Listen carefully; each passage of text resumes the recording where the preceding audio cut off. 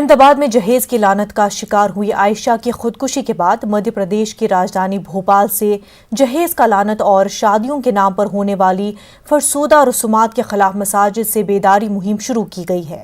भोपाल की 87 मसाजिद समेत दीगर शहरों की मसाजिद में नमाज जुम्मा के वक्त उलमाए दीन ने जहेज की लानत के खिलाफ तकारीर की।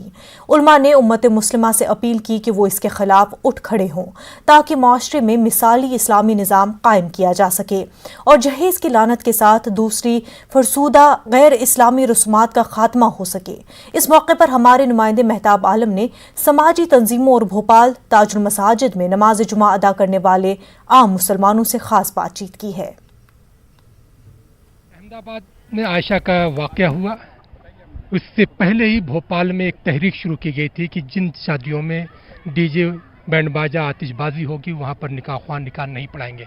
फिर जो है आयशा के वाक़े के बाद उसमें तहरीक में एक तेज़ी है और तेज़ी के बाद एक फ़ैसला किया गया कि हर मस्जिद की मिंबर से इस बात की इस्लाह माशरा की कोशिश की जाएगी कि इस तरह की शादियां जो गैर इस्लामी हैं उनको फ़रोग़ न दिया जाए बल्कि इसकी सरजनिश की जाए। आज भोपाल की जो है 80 मस्जिदों में इस तरह खुतबे के बाद जो है बयान किया गया। हमारे साथ कुछ लोग मौजूद हैं, उनसे जानते हैं कि जो शहर काजी दारुल क़ज़ा ने जो अपील जारी की थी उसे आप लोग किस तरह से देखते हैं?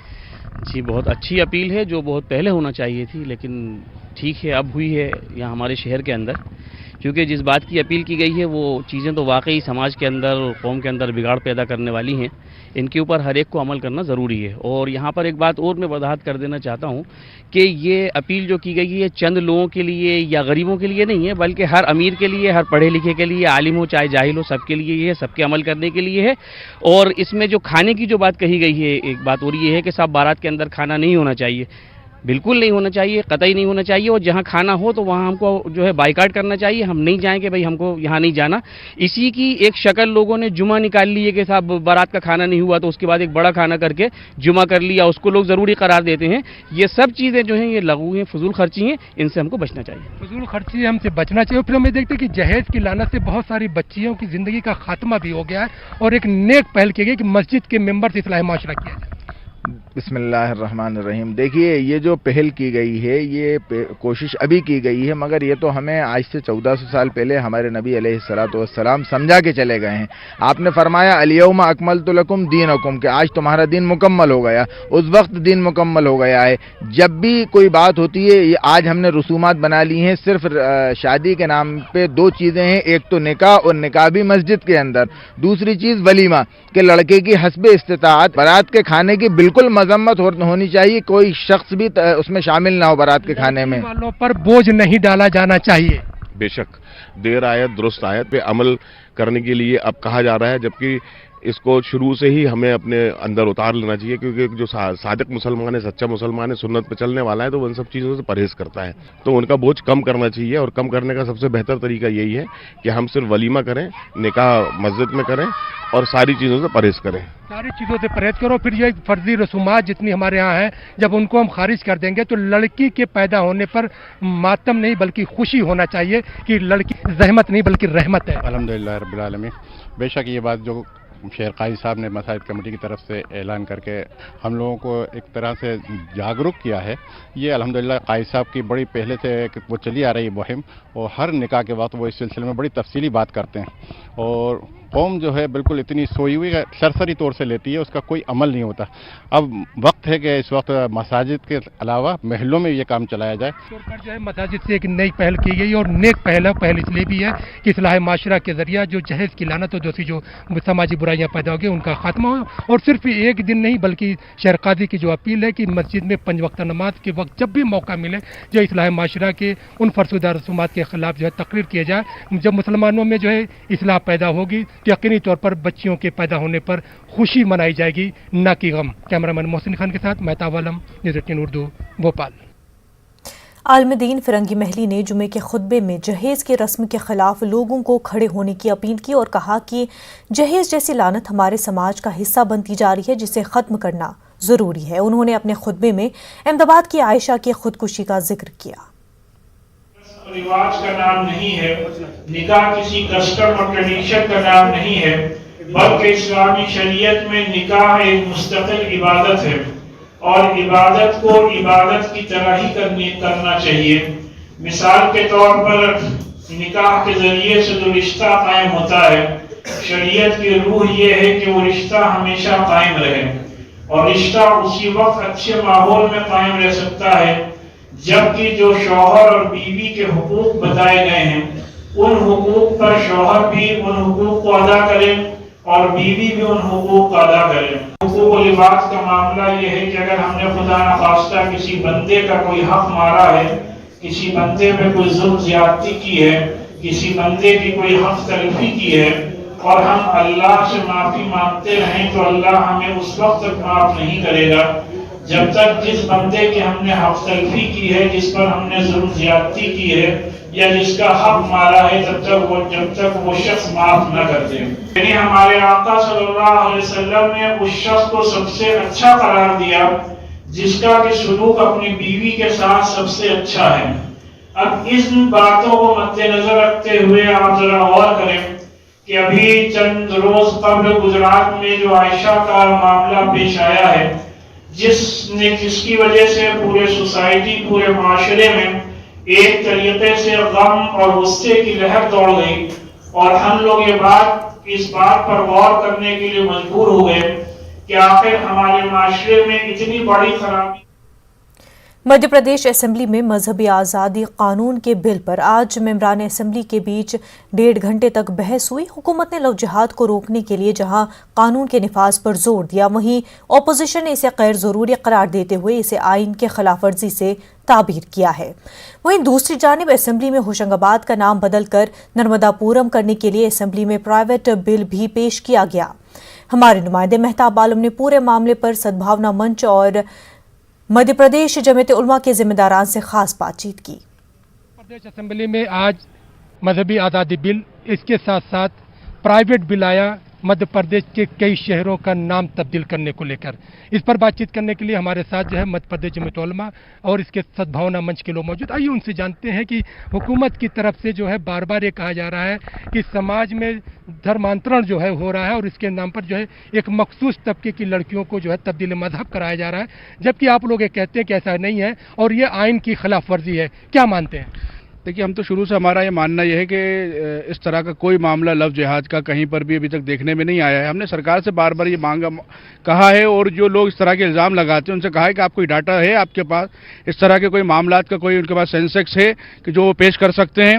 जितने भी मामलात इस तरह के आए हैं जिसमें पुलिस ने जो है उन लोगों को मुकदमात बनाए हैं, हमने देखा है कि बाद में अदालतों से वो सारे के सारे लोग बरी हुए हैं। तो इस तरह का कोई नाम नेहाद जो जिस तरह की बात कर रहे हैं लव जिहाद जैसा कोई मामला नहीं देखने में आया है। तो हमारी सरकार से महाराष्ट्र असेंबली के जारी इजलास में बाबरी मस्जिद की शहादत के मुतालिक उद्धव ठाकरे के बयान पर कांग्रेस ने रद्द-ए-अमल का इजहार किया है। महाराष्ट्र कांग्रेस के तर्जुमान सचिन सावंत ने कहा है कि बाबरी मस्जिद के मुतालिक कोई भी एजेंडा महाविकास अघाड़ी का हिस्सा नहीं है। बाबरी मस्जिद की शहादत के ताल्लुक से उद्धव ठाकरे का बयान जाती नौयत का है।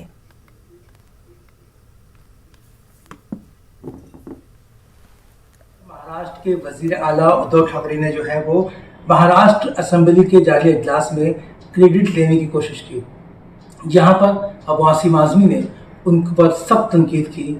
अब जो है वो महाराष्ट्र कांग्रेस भी जो है वो उद्धव ठाकरे को निशाना बनाती हुई नजर आ रही है। हमारे साथ सचिन सावंत हैं जो कि महाराष्ट्र कांग्रेस के तर्जुमान हैं। उनसे बात करते हैं कि सावंत साहब एक बात ये बताइए कि उद्धव ठाकरे ने बाबरी मस्जिद का रेफरेंस दिया असेंबली सेशन में, कॉमन एनुअल प्रोग्राम का हिस्सा नहीं है और आपकी युति, आपका इत्तेहाद जो है वो उस बुनियाद पर नहीं हुआ था। तो उद्धव ठाकरे के इस बयान को आप किस तरह देखते हैं और कांग्रेस का स्टैंड क्या है बाबरी मस्जिद के बारे में? देखिए, वो शायद उनकी व्यक्तिगत भूमिका हो सकती है, लेकिन बहुत ही अफसोस की बात है कि इस तरह का बयान दिया जा सकता है। बाबरी मस्जिद गिरना और गिराना ये देश के लोकतंत्र के लिए निश्चित तौर पर कलंकित करने वाली घटना थी और माननीय न्यायालय ने भी इसी तरह का अपना मत व्यक्त किया है। ऐसे वक्त में हम निश्चित तौर पर अगर भारत का इतिहास देखें तो इतिहास में ऐसी दर्दनाक घटना नहीं घटी।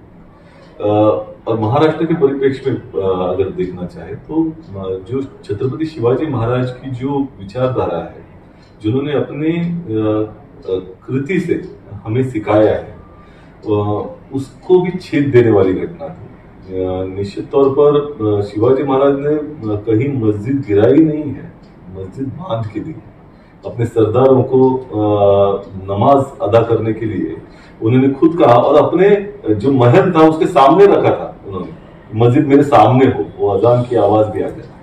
तो निश्चित तौर पर ये उनके विचारधारा के ऊपर जो चलने वाले कुछ पार्टियां हैं ऐसा बोलते हैं, उनको इसके बारे में सोचना चाहिए कि शिवाजी महाराज की जो। वक्त हो गया एक छोटे से ब्रेक का।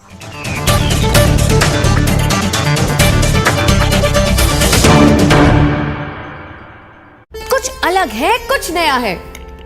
दर्शकों तक न्यूज़ 18 पहुंचाएगा आपका ऐड। न्यूज़ 18 की टीम दमदार बनाएगी आपका ऐड शानदार। जल्दी कीजिए, कहीं छूट ना जाए ये सुनहरा मौका। हमें मेल करके उठा लीजिए बड़ा फायदा। ये स्पेशल ऑफर है अगले 15 दिनों तक। साथ ही मिलेगा हमारी वेबसाइट पर प्रमोशन। आज ही मेल करें sales@nw18.com पर। न्यूज़ 18 इंडिया, आपका पसंदीदा नेशनल न्यूज चैनल, उपलब्ध है टाटा स्काई के चैनल नंबर 519 और एयरटेल के चैनल नंबर 318 पर। कोरोना की हर खबर देखते रहिए न्यूज़ 18 इंडिया पर। भैया राम राम, नमस्कार। ना जाना, कुछ बता रहे हैं, कुछ चेता रहे हैं। आपने लॉकडाउन के दौरान देखा कि हम क्या कर रहे हैं।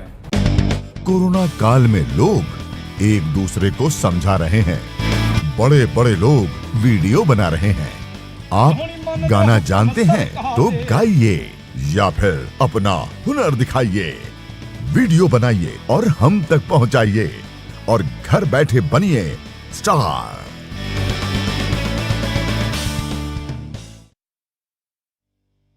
न्यूज़ 18 इंडिया, आपका पसंदीदा नेशनल न्यूज चैनल, उपलब्ध है डिश टीवी के चैनल नंबर 663 और D2H के चैनल नंबर 306 पर। कोरोना की हर खबर देखते रहिए न्यूज़ 18 इंडिया पर। 5 बजे, 6 बजे, 7 बजे या 8 बजे अलार्म आपको हर सुबह सिर्फ नींद से उठाता है, पर जगाता है क्या? मुल्क की हर खबर पर रहेगी हमारी नजर, इसलिए हम लेकर आए हैं आज की ताजा खबर। सुबह के 9 बज चुके हैं। ताजा का खैर मकदम है। बेंगलुरु में human rights council of India का इजलास मुनक्किद हुआ। इजलास में मुख्तलिफ शोबों में नुमाया खिदमात अंजाम देने वाले अफराद को एजाज से नवाजा गया। इस मौके पर काउंसिल के सदर हाजी शेख मस्तान ने कहा कि कोई भी कानून नाफिज करने से पहले हुकूमत अवाम से बातचीत करे। किसानों के लिए कानून हो या किसी और तबके के लिए, हुकूमत अवाम के भरोसे में लेकर कानून बनाए। को गुमराह करके सरकार जो है ना, लोगों को कुल मिला के गुमराह कर रही है। मैं इतना ही बोलना चाहूंगा, लोगों को अपना कानून पास कराना, ये सब चीज कराना ठीक है, लेकिन लोगों को उनके कॉन्फिडेंस लेके वो कानून पास करा सकते हैं। लेकिन सरकार क्या कर रही है, किसी न किसी उलझन में लोगों को 5-6 महीना अटका देती है और अपना कुछ ना कुछ बेच बाच के सब रेलवे बेच रहे, फ्लाइट बेच रहे, एयरपोर्ट बेच रहे। किसान की हमारी पार्टी तो, हमारा तो निशानी किसान का है। अगर किसान नहीं है तो हम भी नहीं, आप भी नहीं, कोई नहीं रहेगा। तो ऑब्वियसली हम लोग काम कर रहे हैं और सिर्फ हम पार्टी से ही नहीं बल्कि हमारे तमाम जितने भी जो भी NGOs है, जैसा कि हमारे आज ये जो प्रोग्राम किए हमारे सीमा मैडम की मैं कितनी तारीफ करें तो भी कमी है। तो 8-9 महीने जो हमने गुजारे हैं कोरोना के दहशत में, तो इस वजह से इस बीच में हमारा 8th फाउंडेशन डे आ गया, तो हमने सोचा बड़े पैमाने पे करना था इसको, तो कोरोना की वजह से हम नहीं कर सके, तो इसके लिए हम छोटे मोटे हमारे भाइयों को लेके। औरंगाबाद के म्युनिसिपल कमिश्नर आस्तक कुमार पांडे ने इंतबाह दिया है कि औरंगाबाद शहर में कोरोना के मरीजों की तादाद में इजाफा होता रहा तो शहर में लॉकडाउन नागजीर हो जाएगा। म्युनिसिपल कमिश्नर मीडिया नुमाइंदों से बात कर रहे थे। कमिश्नर ने पिछले 1 हफ्ते के आदाद-ओ-शुमार पर तशवीश का इजहार किया और अवाम से मास्क की पाबंदी की अपील की। कमिश्नर का कहना है कि हमारा मकसद अवाम को परेशान करना नहीं, लेकिन एहतियात जरूरी है। कुछ नागरिकों के गैर जिम्मेदाराना व्यवहार की वजह से कोरोना के केसेस बढ़ते जा रहे हैं। अल्टीमेटली सभी नागरिकों को ये याद रखने की ज़रूरत है कि औरंगाबाद शहर में मेडिकल इंफ्रास्ट्रक्चर की एक सीमा है। लास्ट ईयर मैक्सिमम केसेस आए थे, उसके बावजूद औरंगाबाद महानगर पालिका और ने मेडिकल इंफ्रास्ट्रक्चर मूलभूत सुविधाएं अरेंज करी थी।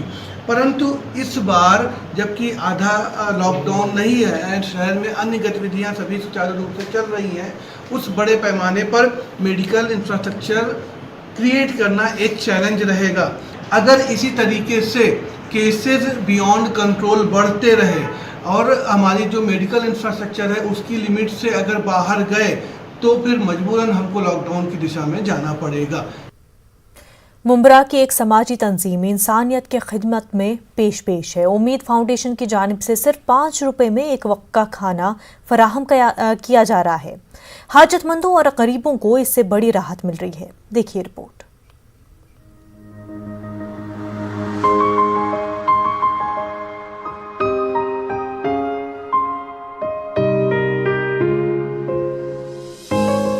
मुंबई से मुतसिल मुंब्रा में सस्ते मकानात दस्तयाब होने के सबब यहाँ गरीब और मुतवस्सित तबकात की आबादी ज्यादा है।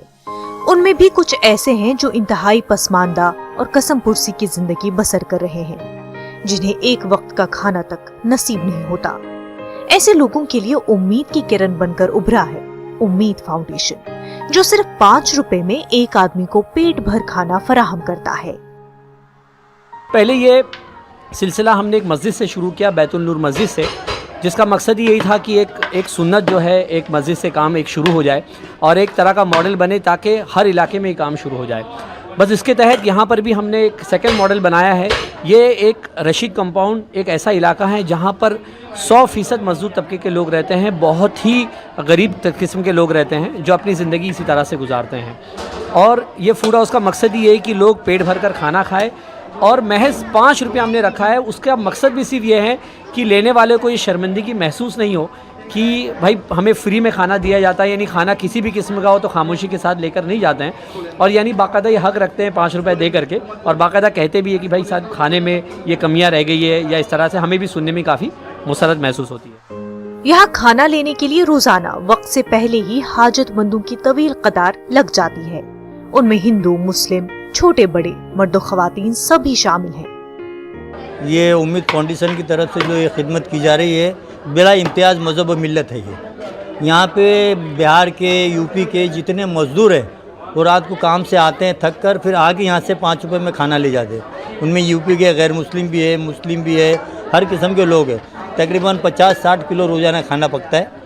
कभी दाल बनती है, कभी बिरयानी बनती है, कभी गोश्त बनाते हैं, मटन बनाते हैं, कभी सोयाबीन, हर किस्म का खाना जो लोगों को पसंद आता है। ज़्यादातर बेवाएँ ऐसी हैं जिनके 3-3 बच्चे हैं और उनका कमाने वाला कोई नहीं। तो जब उनको यहाँ से अभी 1 महीना 1.5 महीने करीब हो गया स्टार्ट किए, उन लोगों के चेहरों पे खुशी महसूस होती है। 5 रुपये का खाना लेता है शाम का और हो जाता है माशाल्लाह, पेट भर के खाना भी होता है और पैसे भी अच्छे हो जाते हैं। 200 खर्च करने के बजाय 100 रुपये ही खर्च होता है दोपहर में और 10-5 अभी खर्च हो जाता है। बस उम्मीद फाउंडेशन से मिलता है खाना हमें 5 रुपए में एक लोग का खाना मिलता है। हम 20 रुपए में खाना लेके जाते हैं। हमारे घर में 6 लोग हैं और हो जाता है खाना। पहले दिन से हम लोग आ रहे, गरीब लोग हैं, ऊपर पहाड़ पे रहते, एक खाना खाते, 2 टाइम खाते, खाना लेके हम लोग। कितने का लेते? 20 का लेते, 4 जन के हिसाब से रोज का। समाजी तंजीमों और लोगों का कहना है कि इस तर्ज का काम हर छोटे बड़े शहर में शुरू होना चाहिए ताकि गरीबों को राहत मिल सके। और जिस तरह का माहौल ये लंका में है, यहाँ ज़्यादातर गरीब लोग, गरीब तबका है जिनके लिए ये खाने का इंतज़ाम हुआ है 5 रुपये में। तो कई घर ऐसे हैं जो खाना ले जाते हैं और 2 टाइम 3 टाइम इसी खाने को खाते हैं। ये माशाल्लाह परवेज भाई ने जो काम किया है बहुत ही अच्छा काम किया है और हम लोग यही चाहते हैं कि इसको देख के और भी लोग जो हैं वो आगे आएँ और सामने आएँ।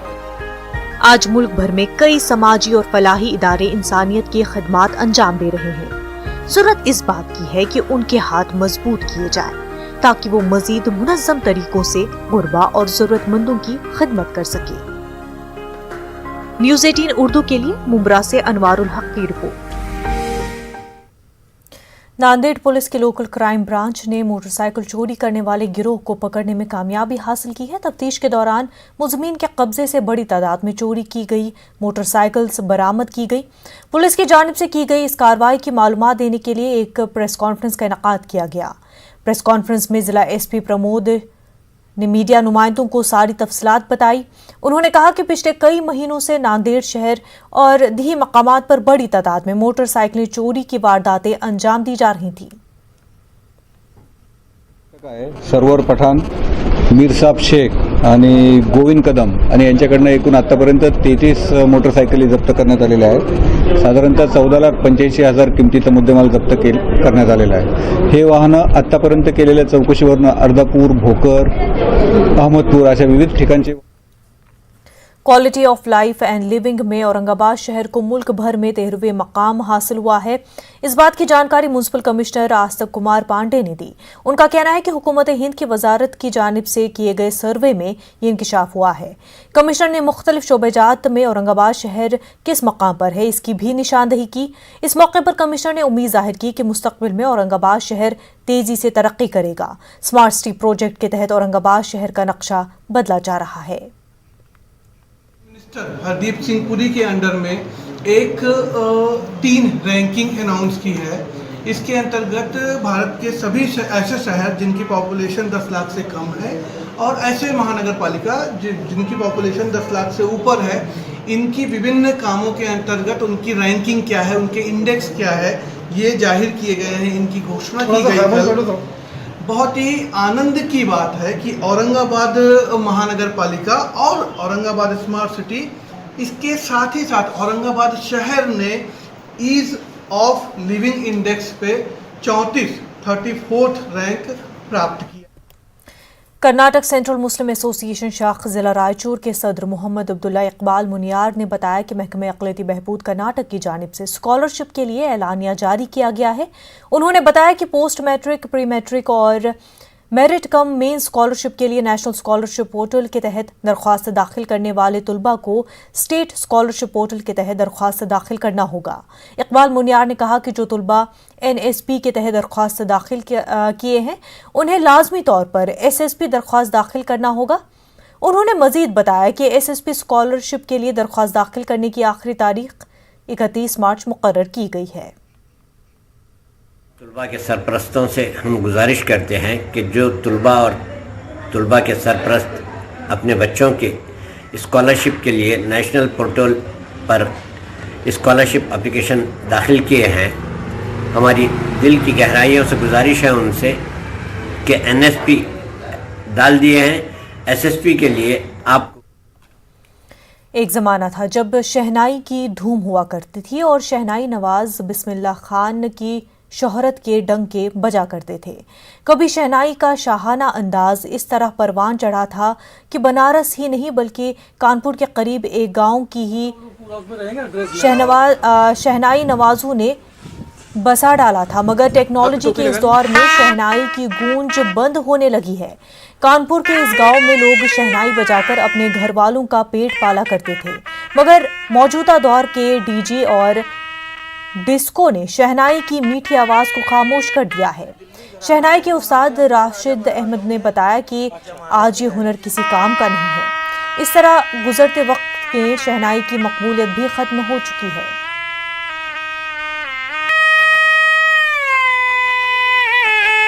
बोट नहीं लगा क्या शहनाई वादक? नाज़रीन, बुलेटिन में फिलहाल इतना ही। हमें दीजिए इजाजत। आदाब।